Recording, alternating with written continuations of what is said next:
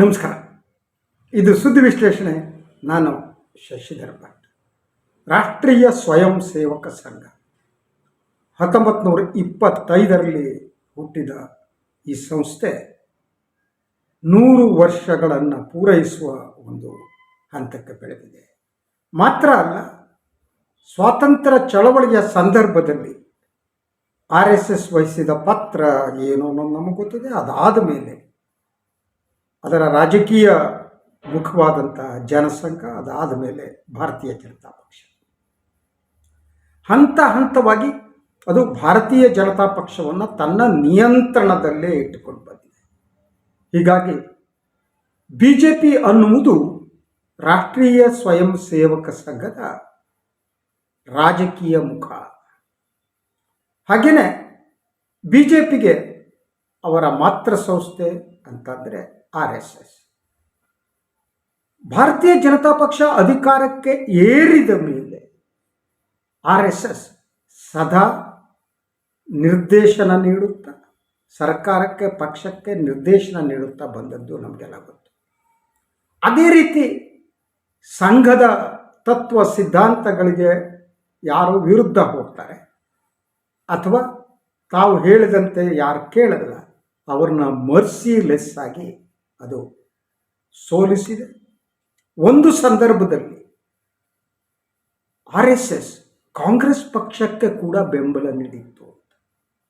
ಇಂದಿರಾ ಗಾಂಧಿ ಏನು ಪಾಕಿಸ್ತಾನದ ವಿರುದ್ಧ ಹೋರಾಟ ಮಾಡಿ ಬಾಂಗ್ಲಾದೇಶವನ್ನು ಹುಟ್ಟಾಕಿದ್ರು, ಆಗ RSS ಸಂತರಿಸಲ್ಪಟ್ಟಿತ್ತು. ಅದೇ ರೀತಿ ಸಂಜಯ್ ಗಾಂಧಿಯವರು ಯಾವಾಗ ಕುಟುಂಬ ಯೋಜನೆಯನ್ನು ಮುಸ್ಲಿಮರಿಗೂ ತರಬೇಕು ಅಂತ ಆವಾಗ RSS ಬೆಂಬಲ ಕೊಟ್ಟಿದ್ದು ಕಾಂಗ್ರೆಸ್ಗೆ. ಆದ್ದರಿಂದ ತನ್ನ ತತ್ವ ಸಿದ್ಧಾಂತವನ್ನು ಯಾರು ಒಪ್ಪುತ್ತಾರೋ ಅವರ ಪರವಾಗಿ RSS ನಿಲ್ತಾ ಬಂದಿದೆ. ಆದರೆ ಇತ್ತೀಚಿನ 90ರ ದಶಕದ ನಂತರ ಅದು ತನ್ನ ರಾಜಕೀಯ ಮುಖ ಏನಿದೆ ಆ ಮುಖವನ್ನು ಅಧಿಕಾರದಲ್ಲಿ ಕೂಡಿಸುವ ಕೆಲಸವನ್ನು ಮಾಡಿದೆ. ಅದೇ ರೀತಿ ಯಾವಾಗ ಅವರನ್ನು ಜೀರ್ಣಿಸಿಕೊಳ್ಳುವುದಕ್ಕೆ ಸಾಧ್ಯ ಇಲ್ಲವೋ ಆಗ ಅವರನ್ನು ಎತ್ತಾಗಿದೆ. ನಾವು ಅಟಲ್ ಬಿಹಾರಿ ವಾಜಪೇಯಿ ಅವರನ್ನು ಮೊದಲು ತೆಗೆದುಕೊಳ್ಳೋಣ. ವಾಜಪೇಯಿ ಸಂಪೂರ್ಣವಾಗಿ RSS ಹೇಳಿದಂತೆ ಕೇಳ್ತಾ ಇರಲಿಲ್ಲ.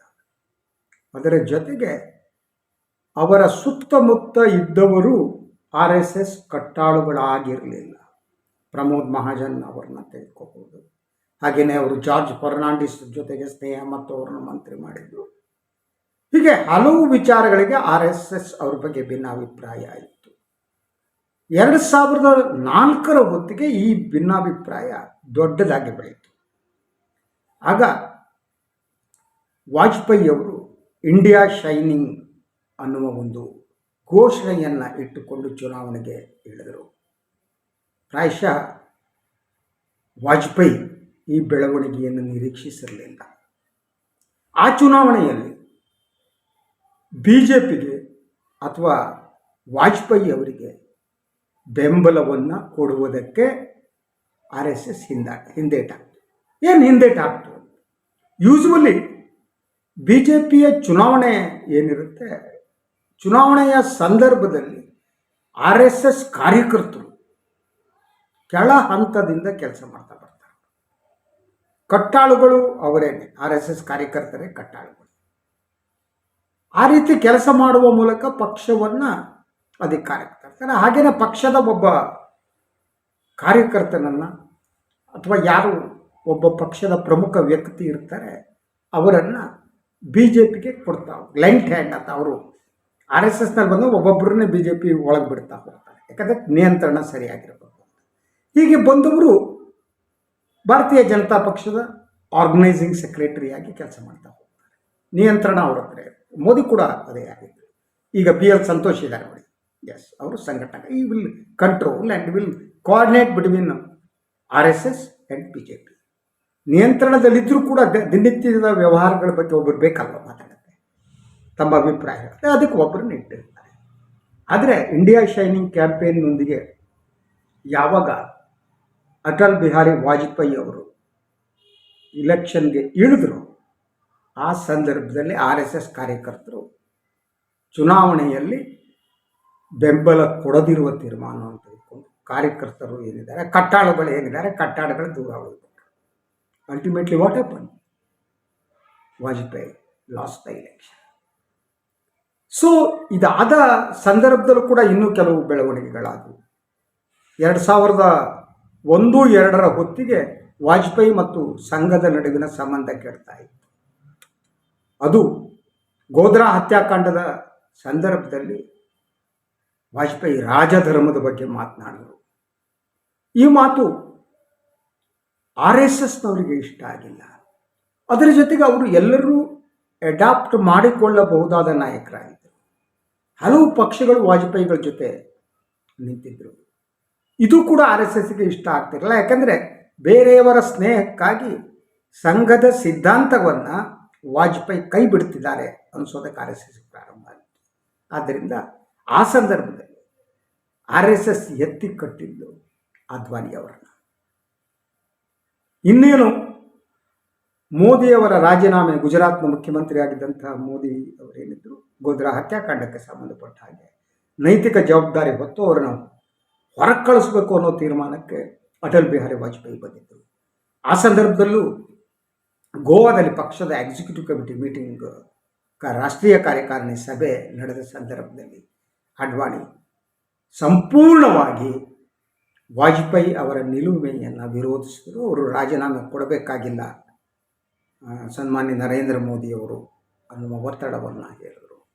RSS ಒತ್ತಡ, RSS ಮುಖವಾಗಿ ಕೆಲಸ ಮಾಡಿದ ಅದ್ವಾನಿಯವರ ಒತ್ತಡ, ಅವರ ನಿಲುಮೆಯಿಂದಾಗಿ ನರೇಂದ್ರ ಮೋದಿ ಉಳಿದುಕೊಂಡರು.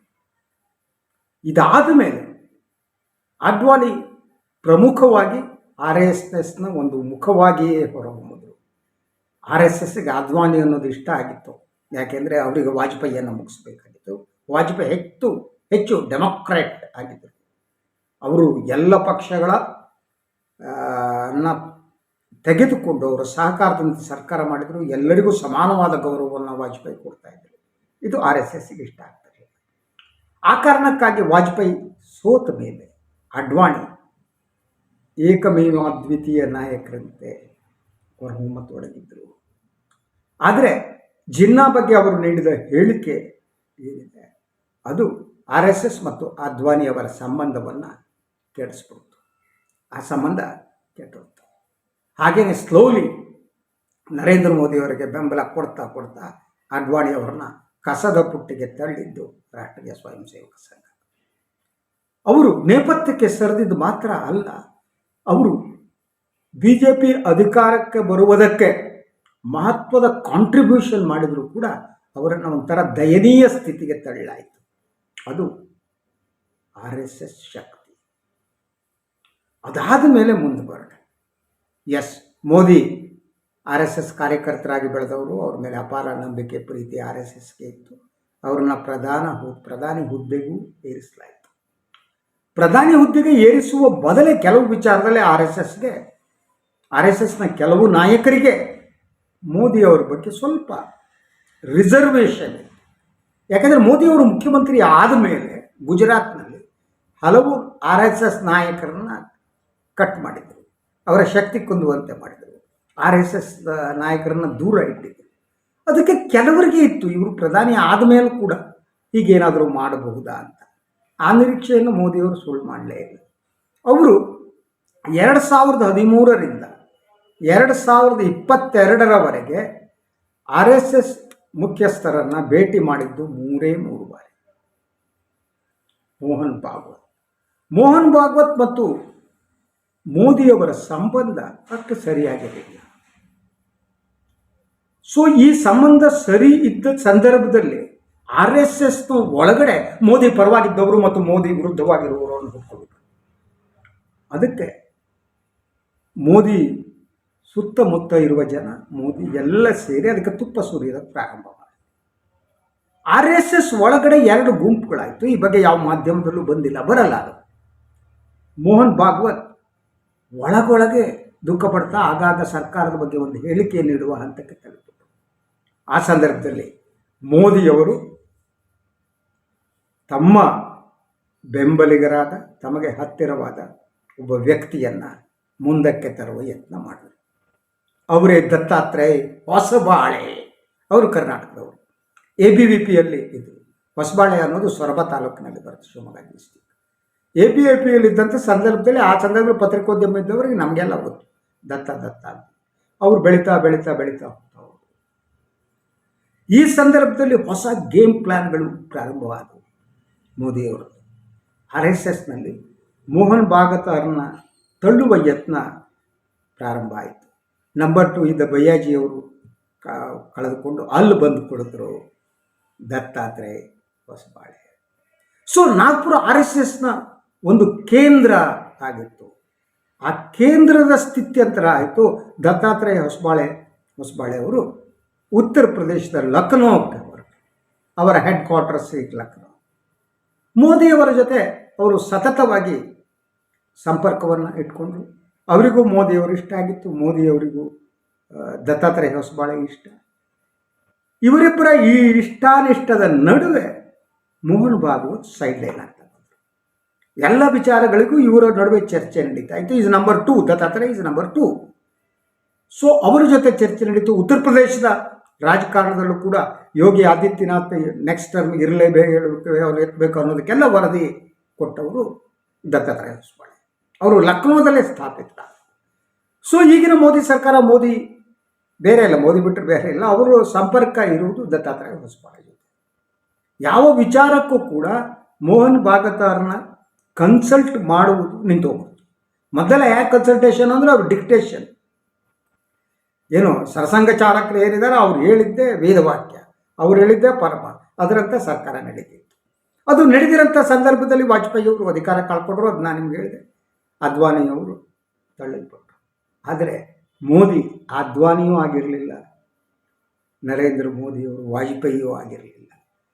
ಅವರಲ್ಲಿರುವ ಬಹುತೇಕ ಗುಣಗಳು ನರೇಂದ್ರ ಮೋದಿಯವರಲ್ಲಿ ಇಲ್ಲ. Narendra Modi is cut throat politician.